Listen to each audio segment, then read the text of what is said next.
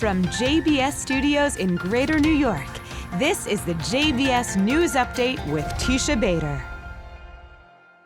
I'm Teisha Bader with the JBS News Update for Thursday, November the 21st, 2024. An IDF soldier and a civilian researcher were killed in Lebanon yesterday. 20-year-old Sergeant Gur Kehati and 71-year-old Zoë Buckman were killed during a gun battle with terror group Hezbollah in Lebanon. Though wearing an IDF uniform, Ehrlich, who holds the rank of major in reserve, was not an active duty soldier or reservist at the time of the incident, but according to reports had entered an area in southern Lebanon to inspect an archaeological site with IDF troops when two Hezbollah terrorists hiding at the site opened fire at them. Two other soldiers were wounded in the incident. And Hezbollah continues to bombard northern Israel today with rockets and drones, and a civilian was killed by a rocket barrage on the city of Nahariya. Magen David Adom paramedics said a 30-year-old male was found with no signs of life in an outdoor area, killed by shrapnel as he apparently was running for shelter. The IDF continues to respond to Hezbollah's attacks, eliminating terrorists and terror infrastructure, including today, it wrote, targets in Beirut, the IDF said, which included several headquarters of the terrorist organization. A rocket was also fired, presumably by terror group Hamas, at southern Israel today from Gaza. It was intercepted. U.S. Special Envoy Amos Hochstein is in Israel today, part of his efforts to try and reach a truce with Hezbollah, meeting today with Israel's Prime Minister Benjamin Netanyahu, and then later with Israeli Defense Minister Yisrael Katz and IDF Chief of Staff Herzi Halevi. Well, we turn now to response from Israel, the United States, and Jewish organizations here in the U.S. to the International Criminal Court's issuing of arrest warrants today for the Prime Minister and former Defense Minister Yoav Gallant over the war in Gaza on charges of crimes against humanity and war crimes. The Times of Israel noting this was the first time that the ICC issued arrest warrants ever against leaders of a democratic country.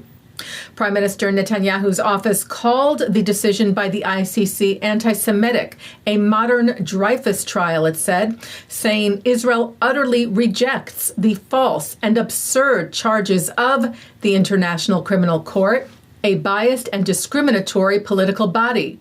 No war is more just than the war Israel has been waging in Gaza since October the 7th, when Hamas launched a murderous assault and perpetrated the largest massacre against the Jewish people since the Holocaust. Gallant wrote the ICC's outrageous decision will live in infamy. It places the State of Israel and the brutal terrorist organization Hamas in the same equation. Today's decision legitimizes and rewards the murder, rape, and kidnapping of Israeli children, women, and men. It also sets a dangerous precedent for democracies around the world in their fight against terrorism. I stand by our troops who will continue to operate at the highest professional and moral levels while defending the State of Israel. Israel's President Isaac Herzog called it a dark day for justice and for humanity, and said the decision has chosen the side of terror and evil over democracy and freedom, and turned the very system of justice into a human shield for Hamas's crimes against humanity. Ynet cited White House National Security Council spokesman John Kirby, saying the United States fundamentally rejects the court's decision to issue arrest warrants for senior Israeli officials. We remain deeply concerned by the prosecutor's rush to seek arrest warrants and the troubling process errors that led to this decision. It is clear to the United States that the court has no jurisdiction in this matter.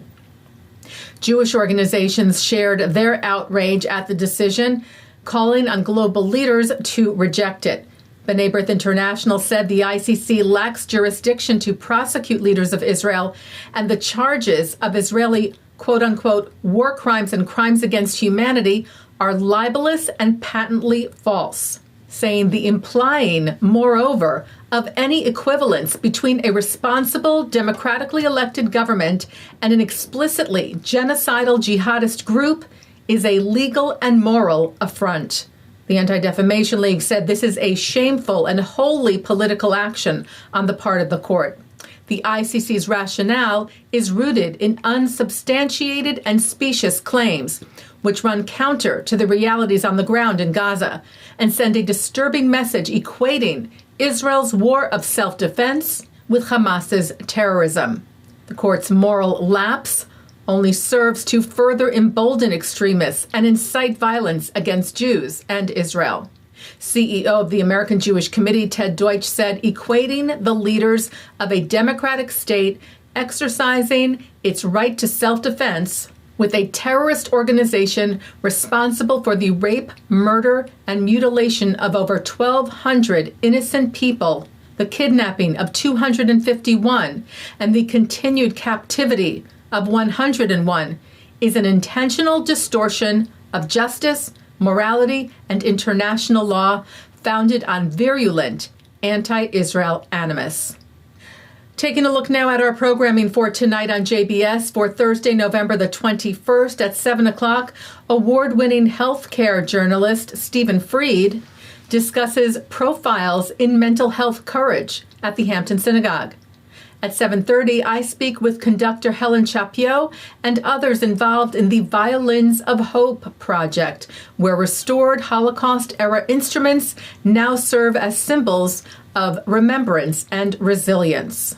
At 8 o'clock on Being Jewish with Jonah Platt, British artist, photographer, and writer Zoë Buckman dives into her experiences as a multidisciplinary artist with roots in both Jewish and British culture.